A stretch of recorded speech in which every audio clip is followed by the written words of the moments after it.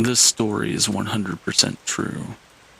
Even now, I'm not sure I fully processed what happened. And honestly, I don't know if I ever will. Some of what you're about to hear is hard to explain. Not because it's confusing, but because admitting it out loud makes it feel real again. My story begins about 10 years ago. For the sake of privacy, you can call me Jordan. Back then, during my early adult years, I spent a lot of time solo camping. It was my way of unplugging, of reminding myself that the world was still quiet somewhere. I was never truly alone, though. My dog Bud came with me on every trip. He'd been by my side for years, but he was getting older, slower, and I knew deep down this would probably be his last season out in the wilderness with me. I wanted one final, unforgettable trip.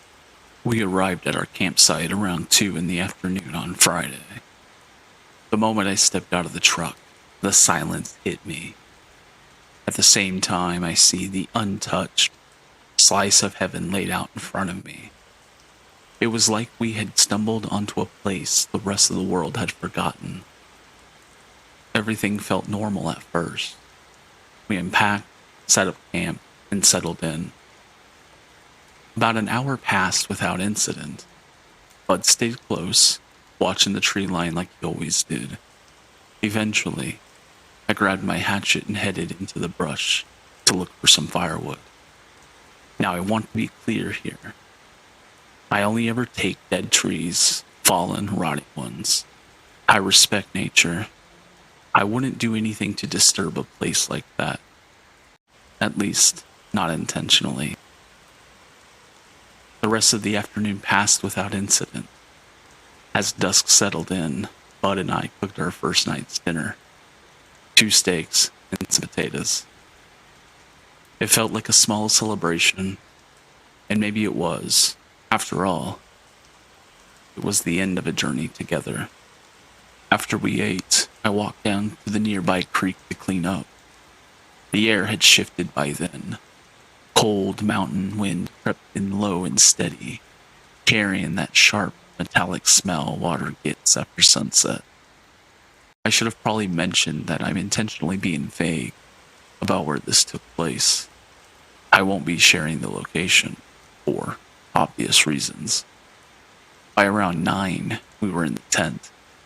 Bud curled at my feet, already half asleep, while I lay back with my tablet and earbuds in, letting a movie play quietly to pass the time.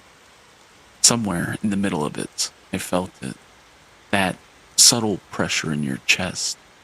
The kind that makes you aware of your own breathing.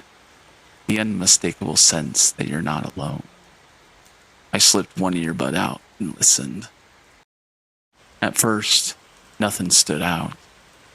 Then my brain caught up with what my ears were already telling me. There was no sound at all. No insects. No frogs croaking by the creek. Not even the wind moving through the trees. The forest had gone silent. It felt like it was holding its breath. After a while, the movie ended, and just as the screen went dark, I heard it. A twig snapped.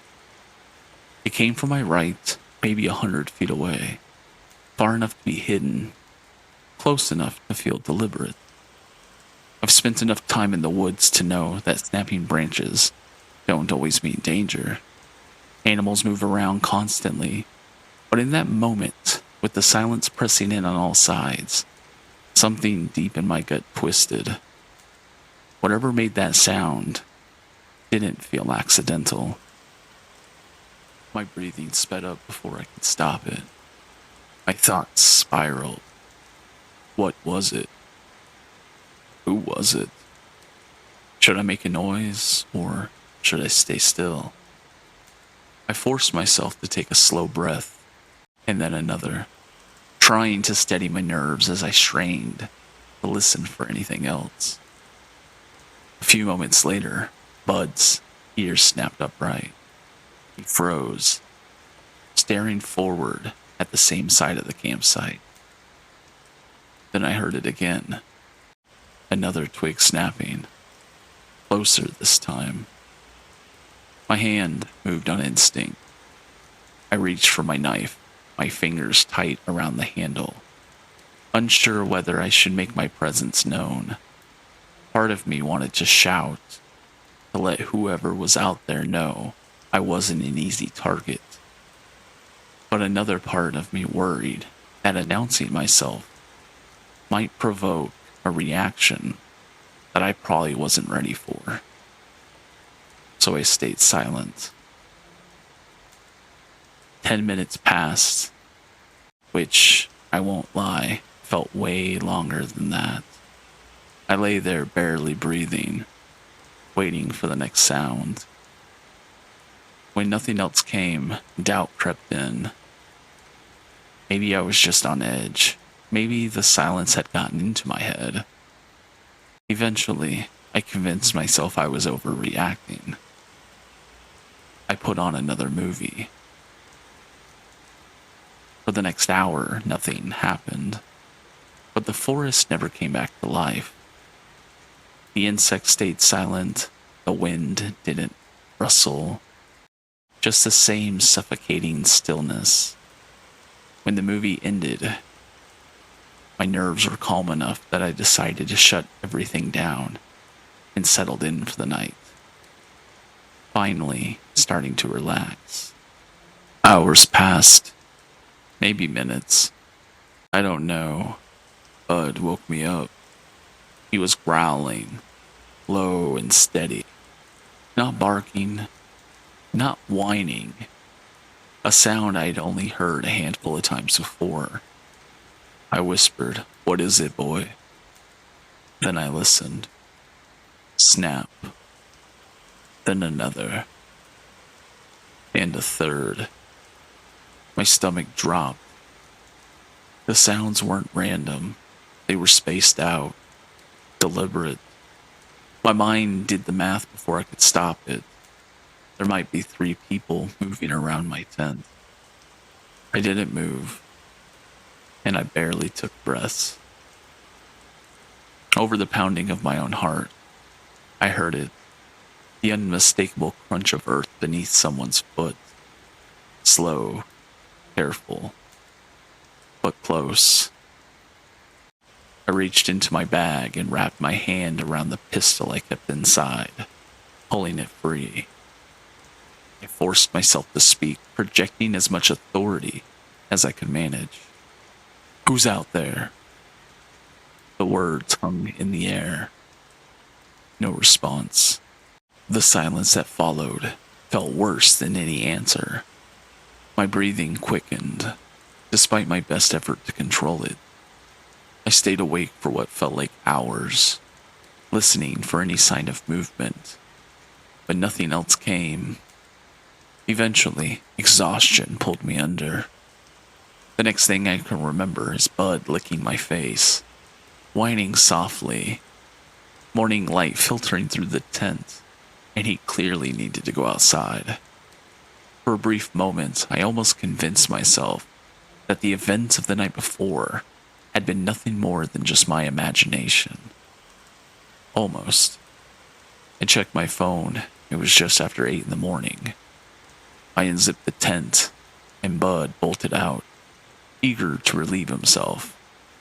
I followed, more slowly, still very groggy, the events of the night clinging to me like a half-remembered dream. Once I was fully outside, I found myself drifting towards the area where I'd heard the noises. At first, nothing looked out of place. No disturbed ground, no broken branches. I started to wonder if I'd imagined the whole thing. If fear and exhaustion had filled in the gaps my senses couldn't. That was until I saw it. A small stack of stones, arranged in a neat little pyramid. 3 rocks high. Intentional, subtle, but unmistakable once you noticed it. From my campsite, it would have been easy to miss. unless you knew exactly where to look. I stood there, staring at it, trying to remember if it had been there the day before, but I couldn't. Now, the area I was camping in wasn't exactly welcome. Locals were known to dislike outsiders, especially people who came in from out of state and treated the wilderness like a weekend getaway. I'd heard stories about scare tactics meant to drive campers away, harmless intimidation. That's what I told myself, anyways. I'm not someone who scares easily, and I wasn't about to pack up over a pile of stones, so I stayed. In hindsight, that might have been the first real mistake that I made. The rest of the day passed quietly. Bud and I went on a long hike, soaking in the scenery, enjoying each other's company. The last few months had been hectic. Work, life, responsibilities piling up. Trips like this had become rare, and I wasn't ready to give up on this one. Not yet. Still, every so often a thought surfaced. You should leave. My body knew it, even if my heart and pride refused to listen. By dusk, I started dinner. On tonight's menu was a dehydrated mountain house meal for me, and for Bud, I saved a small strip of steak from the night before and mixed it in with his kibble.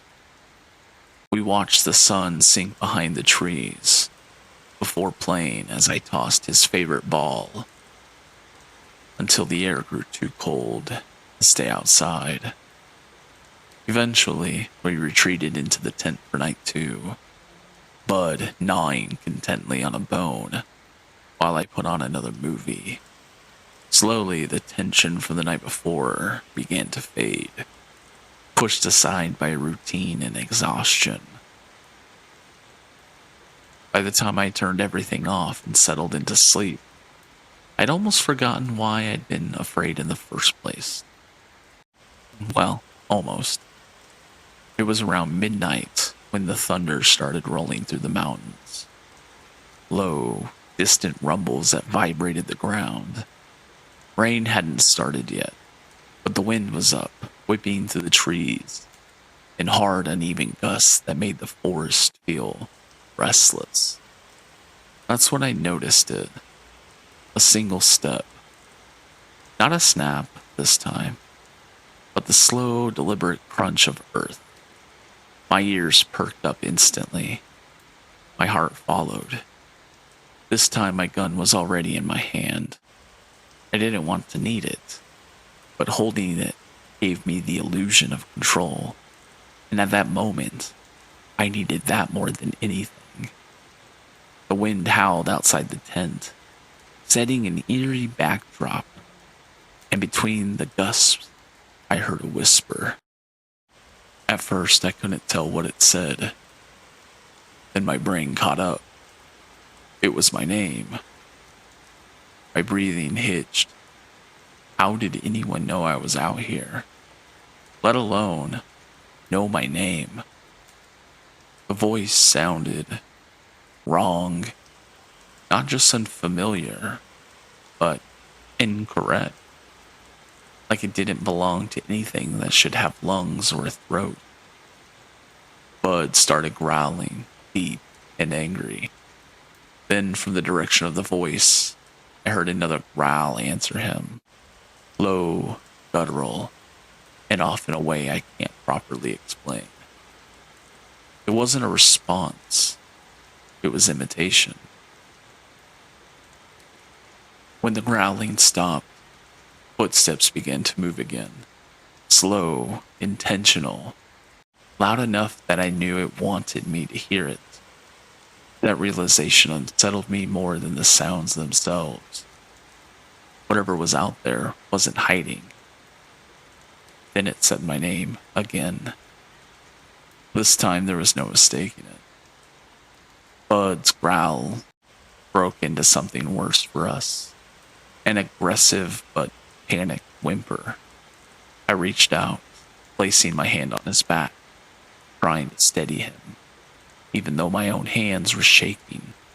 I raised my voice, anger cutting through the fear. Hey, asshole, I'm not leaving tonight. Can we just drop this? The words echoed briefly, and then everything went dead silent. My stomach sank. From just beyond the edge of the tent, the voice spoke again. Hey, asshole.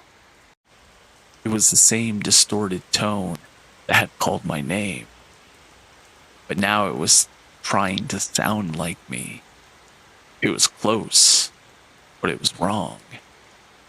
My hands trembled uncontrollably as, over the next hour, it repeated things I'd said, softly, in a hushed whisper, each time shifting its voice, testing it, learning. Then, without warning, it stopped. The forest fell completely silent once again. A moment later, rain finally began to fall, pattering against the tent in a steady rhythm. I don't know how I managed to sleep that night. Maybe it was the sound of the rain, maybe it was exhaustion, or maybe it was the false comfort in knowing I was armed. But if you think that was the end of the trip, you're wrong. Just before daybreak, I was jolted awake by a scream echoing through the woods. It came from far off, carried on cold air, but it cut through everything. Now, I've heard people scream before, scream in pain, anger, fear. This was none of those on their own. It was the worst sound I've ever heard in my life. I lay there afterward, staring into the darkness, trying to make sense of it. Even now, I can't find words that do it justice. But I know this much. Whatever made that sound wasn't surviving the night. I am convinced that scream was someone's final moment alive. Sometimes, when it's quiet enough, I still hear it in my head. I didn't move again until the sun came up. As soon as there was enough light to see, I started packing. I didn't take my time. I didn't eat. I didn't even let myself think. But before I left, I walked just one circle around the campsite. There, maybe 20 feet from the last one, was another stone pyramid. Placed deliberately close enough that there was no chance it had been there the day before. That feeling hit me. Then it wasn't fear anymore. It was certainty. Whatever had been out there knew exactly where I was. It had been watching. I grabbed everything in one go, walked the trail, loaded Bud into the truck, and didn't stop to look back. I didn't slow down. Once I hit the road, I kept driving. Out of the forest, out of the region, and eventually out of the state. I didn't even stop for breakfast until I was far, far away from whatever had been there. I'm telling you this story 10 years later as a warning.